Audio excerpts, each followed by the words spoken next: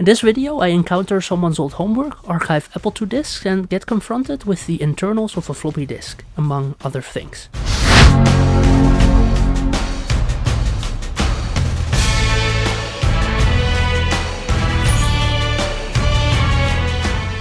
Hello and welcome to episode 3 of Adventures in Archiving. In this series I show you how to archive old software in an amateur way. In this episode we'll tackle archiving my humble, some might say very small, collection of Apple II disks.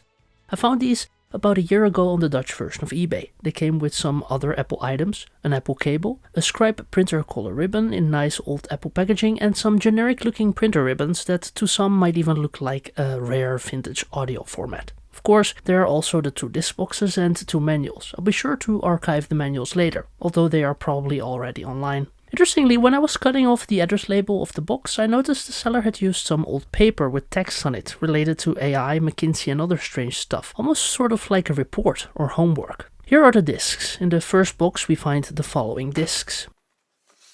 Most of them labeled. This one says comp, spell, meaning game in Dutch, Apple Panic, nice, 30/12/87, December of 1987. This disc says Swashbuckler. Makes me wonder if this person got these discs for Christmas. I know that was a thing back in the day. I like that they wrote the copyright date on a clearly illegal copy. This box appears to have belonged to a 3M diskette clock. Neat.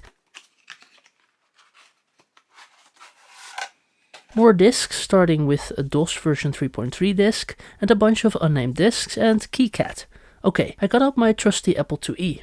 By the way, I'm assuming the Apple II, specifically the Model E, doesn't need an introduction, but this is a computer made by Apple in 1983. It runs on a lovely 6502 CPU at about 1 MHz. It took me a long time to find this one. I should really clean the case. It doesn't look dirty from afar, but up close you can see some grime. The Apple II is connected to my computer monitor 80, which I got for $5 from someone in town. Nice little monitor, and connected to the computer I have this Distar floppy drive. I stumbled upon it by accident on the Dutch version of eBay, like most stuff I have in my collection. I have to say it was really well packed by the seller. The seller didn't specify anything about the drive, only that it was untested. There was no reference to the Apple II, but I recognized the connector. That brings me to a RetroMels DVOET. DVOET, you might be wondering? Well, that stands for Dutch version of eBay theory, not limited to the Dutch version of course. When I looked at other listings by the seller, I saw an Apple II hiding in the background. I had some screen recordings of this, but I lost those in my ginormous collection of uninteresting pictures and videos. This made me wonder why the seller would list it as untested, since they clearly had the equipment to test it. Listing it as working and tested might increase the price, so my theory was that it was probably broken, and listing it as untested would bring in a bit more cash. This theory probably says more about my way of thinking than the seller's, by the way. When I connected the disk drive to my Apple II controller card and cleaned the drive heads with one of my cleaning disks, I put this alcohol in a spray bottle to prevent a big mess. Let's clean the heads. Good. The drive powers on when I turn on the Apple II. I put in one of the disks and, well, look at that. It works. Nice. I like the small form factor of this drive. Thinking about my theory, I could almost suggest that listing an item as broken these days brings in more money, as people find it fun to fix old electronics. But that's just an unrelated side tangent. So let's move ahead with our disks and see if they work with the Apple II. The first disk I'm testing is the one I already tested the drive with. It contains a copy program and makes a horror movie-like sound. I like that it says call Pirates Funhouse and then has a phone number. Next, the KeyCat disks.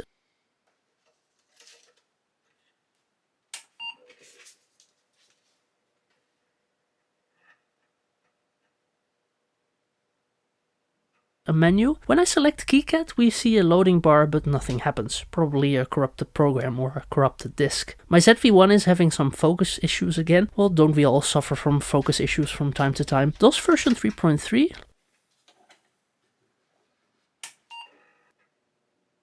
Loading BASIC into the language card. Nice. Although I believe we don't have a language card inside this Apple II.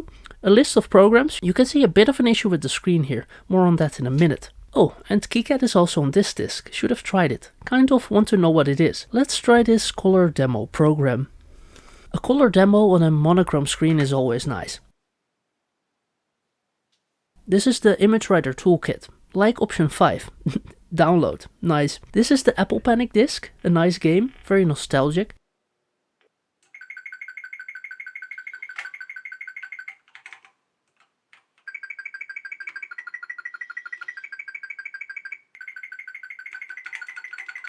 Took some time and practice to get the hang of it. This racer game too, very difficult. Shows my bad driving skills very well. This game clearly shows that the CRT was having some issues in the middle. At first I feared there was something wrong with the tube, but after fiddling some more with the back controls, it was mostly removed.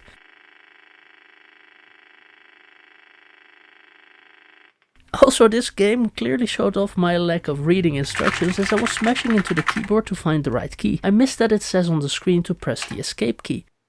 So let's start with the archiving.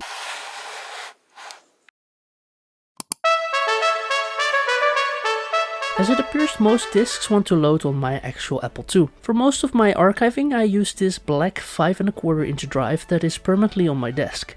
It is an Epson SD621L, made in Japan. I connect the drive to my computer using this very nifty device, the grease weasel. It's a bit dusty. To power my drive I used to use a computer power supply, but those tend to be noisy and take up space. So now I use this generic power supply with the right connector. So we are going to use the grease weasel to archive the discs. The grease weasel can be operated via a command prompt program. And also a GUI, but I prefer the command prompt program. Although if you are not familiar with that, it might seem a bit daunting, as it did to me. The gw.x program provided by the Grease Weasel folks doesn't seem compatible with Apple II discs. Correct me if I'm wrong here. So to fix that we will use the Flux Engine software, which looks and operates very similarly to the Grease Weasel one, only using different commands. The Flux Engine's job is to read magnetic data called flux of a disk, decode it and create an image. This also works the other way around, where the Flux Engine writes to a disk. Before we start, I always clean my drive with some alcohol. For this I use the Grease Weasel program as it has a special command for cleaning the drive that moves the head up and down. This cleaning disc has already proven to be a lifesaver multiple times. I had discs not reading on the first attempt, but being readable after using the cleaning disc.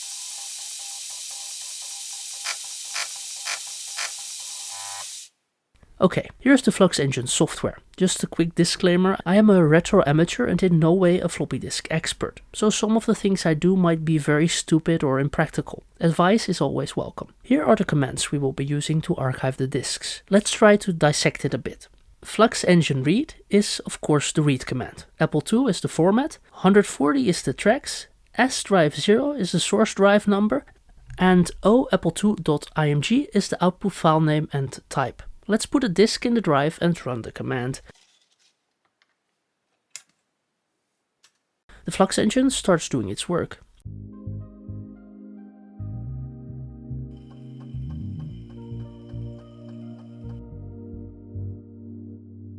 And after a couple of seconds the disk is read and the image created. Simply press the arrow up key to show the command again. Change the file name and continue with the next disk. By the way, the original screen captures are very slow. I was capturing in 4K and it turns out my Windows 10 Intel NUC was not really up to the task.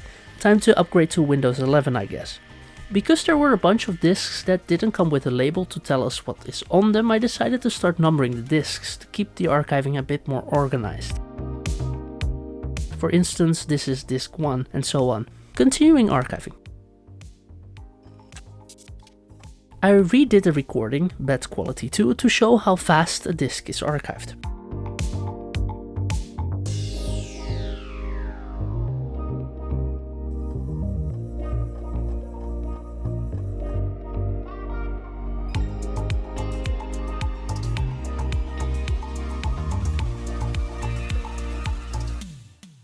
I would say it's pretty fast. It handles the disks. Interesting to see some bad sectors on this disk, as you can clearly see some damage. This disk was also interesting, as the disk shell was open and you could see the whole magnetic disk. So I wanted to see what would happen if I placed it back in.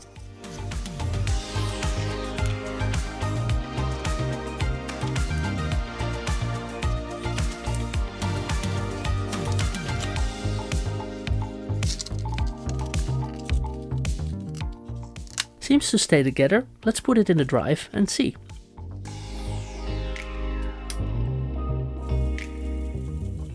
Well, it reads. Let's test some of the images we created. The Swashbuckler image works.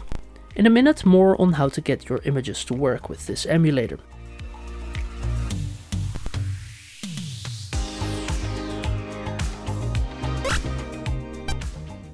Nice game, very simple, but a bit repetitive after a few minutes of play. This is a clock related program, a program with graphic demos, a nice circle. Then I need some Apple II expert to explain to me what this is. Unnamed disk 19 contains these machine language lines that don't seem to do anything. When I look at the Disk Insider Press, a very nice program that allows you to take a close look at the files on your Apple II disks, I could see that it seemed to hold a sort of database program. I can also see a hello file, which I believe is a sort of start menu that allows you to select programs. Since we are in Insider Press, I'll show you how I make the images work with Apple IIe. If you go up here to the symbol with the 2 floppy disks and select one of your IMG files, this list will pop up with all the different formats that you can convert the image to, like .do or .2mg for Apple IIe. Then you create a new file name and the image is converted. Very simple and works really well, making CiderPress a lovely program for Apple II preservation. I wish the disks were more common and easier to find out there. The image writer program was also correctly archived. While archiving, I remembered that these disks were not my only Apple II disks. And while I doubt it, you might be among the 100 or so who saw my video where I talked about adding this Apple IIe to my collection. There I showed a very Dutch disk, this disk.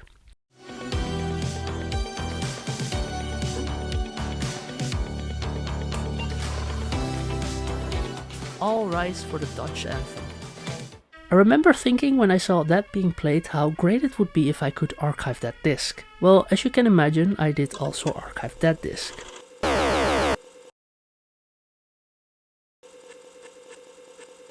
All rise for the archived Dutch anthem.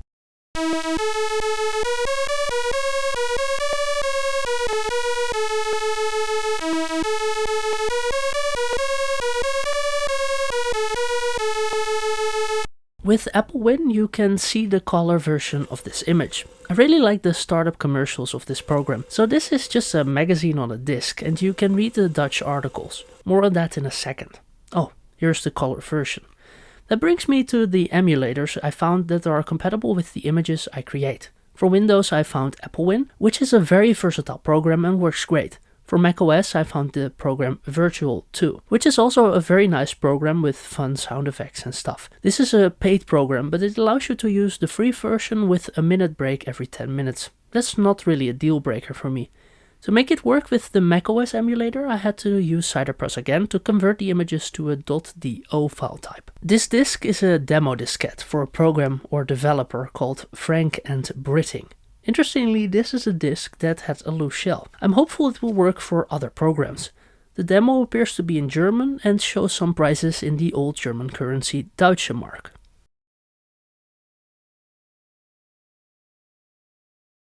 The macOS and Windows emulators are not the only type of emulator my amateur archive disks are compatible with. You can also use them with a disk drive emulator. The emulator I have, made by a big mess of wires, can use the files I made. So let's plug it into the Apple II. It would have been a little bit better if they had the ribbon cable point the other way.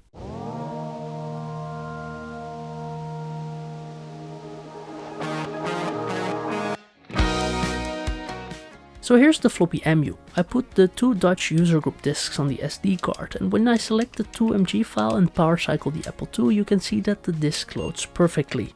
Same applies for the .do file type. There was one issue I did not yet manage to fix. To my surprise, when I looked on the back of some of the disks, I discovered they also have programs on the other side. The drive I use to archive my disk doesn't work with the normal commands when you flip the disk around. There's a workaround in the Greaseweasel software that I found useful for other formats that we will talk about in a future episode, but with the Flux engine I'm not familiar with a command like that. Searching for one came up dry. Then I realized I could try something else to archive the B-sides of the disks. So when I take this disk, flip it over and then insert it into the drive, I can run a copy program on my Apple IIe and copy it to a blank disk which is the right side up. Then I can try to archive the newly copied disk in my drive connected to my computer. DOS 3.3 came with a copy program, but I spent an hour fiddling with it without success. I think I can make this work, but it will require some servicing of the drives, which I will save for part 2.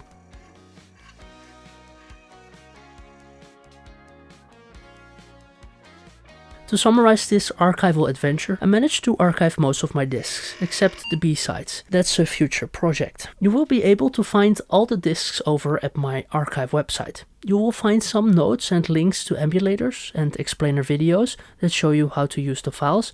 The Amsterdam Apple User Group disks are on top. I would love to collect more of them. Speaking of the articles, I managed to translate disk 6 to English, so if you are interested in the articles, you can find them here. I wanted to make the translated articles work with the actual Apple II using CiderPress, but that turned out to be a bit too complicated. The disks are numbered using the labels I created. For instance, disk 8 contains Swashbuckler. I'll make sure to add more info on each disk in the coming days. Well, that is it for now. As promised, there will be more on this Apple II. If you made it all the way here, thanks for watching this archival adventure. Bye.